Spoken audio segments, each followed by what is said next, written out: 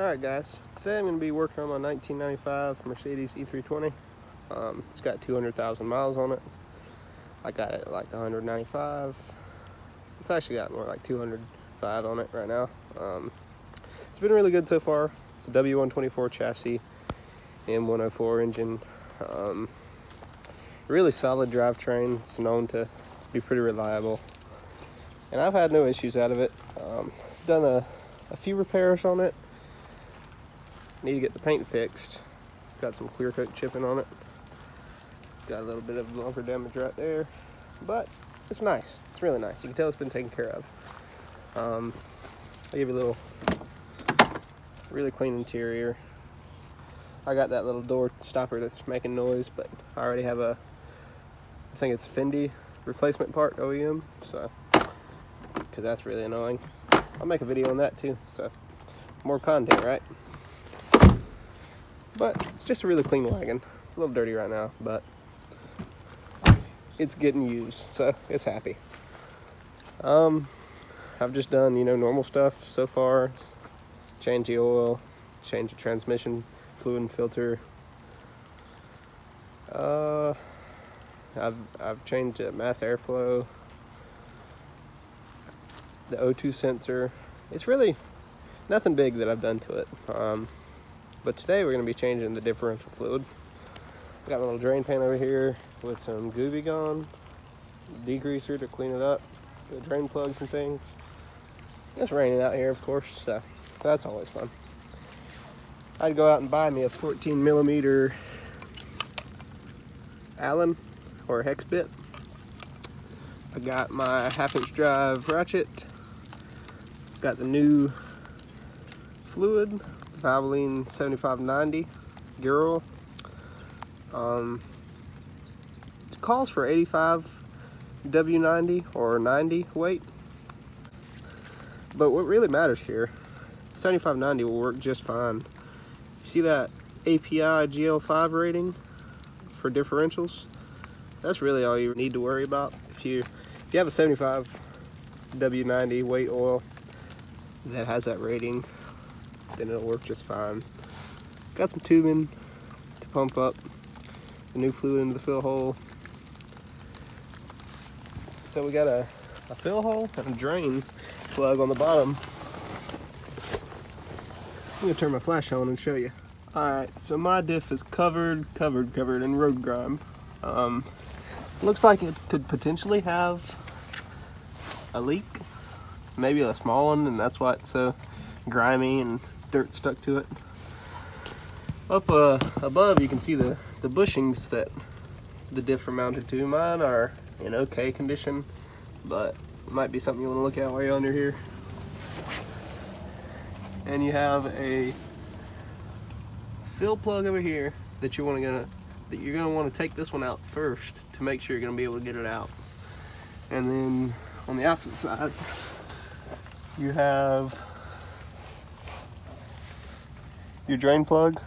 Let me get over here where I can see the camera. I'm working in the best conditions here, guys. Gravel, ramps, and a tarp. So, anyways, real dirty, but you can see the drain plug on the bottom. I'm just gonna clean these holes up. Take the top fill plug out first, and then take the bottom one out. Drain the fluid. I'll show you what the old fluid looks like, and I'll also give you a few tips throughout the way. Alright guys, so I got the top plug out and the bottom one's broken loose. The fluid's about to drain out, and you could put the top plug in so the fluid doesn't go shooting out, but I don't mind if it shoots out. And you can see that this fluid is nice and dirty, as we expected, and it smells quite awful. So probably hasn't been changed in quite some time, if ever. So it's probably good that we went ahead and changed it. As far as putting these two plugs back in, I'm going to put some Teflon on them, even though you probably don't need to. I'm just going to do it. And I'm just going to use some tubing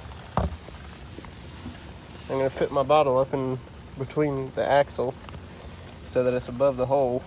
I'm going to fill it up with the recommended 1.2 US quarts.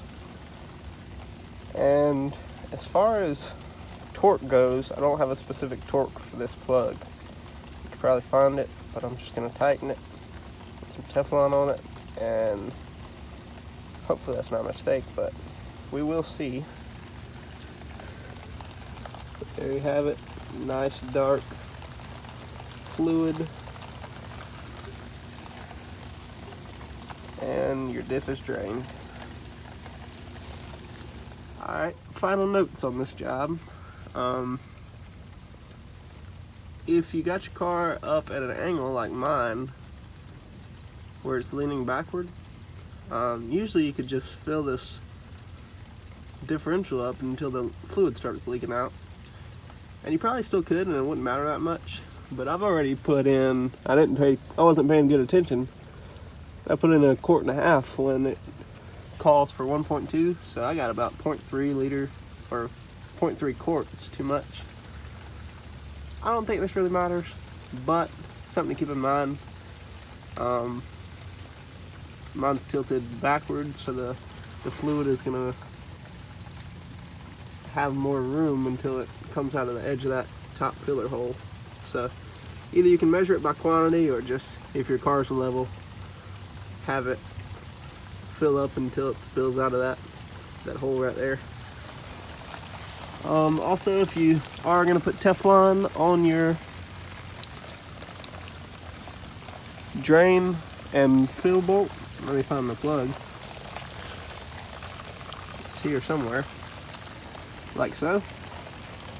Wrap it in the direction that you would thread the bolt on. That prevents the tail of the Teflon from trying to thread off while you're threading the bolt in. It makes it to where it just goes with the rotation of threads that are there. The diameter of tubing I used, 3/8 tubing. Got it off Amazon. If you fill it the way I did. They also have those little hand pumps. Probably a little more convenient, but this way works as well. Good luck if you are doing this repair. It's not very hard. Don't let a dealer convince you that it's something that needs to be done in their shop. And yeah, continue to work on your own cars, guys. Have fun and be safe. Thanks.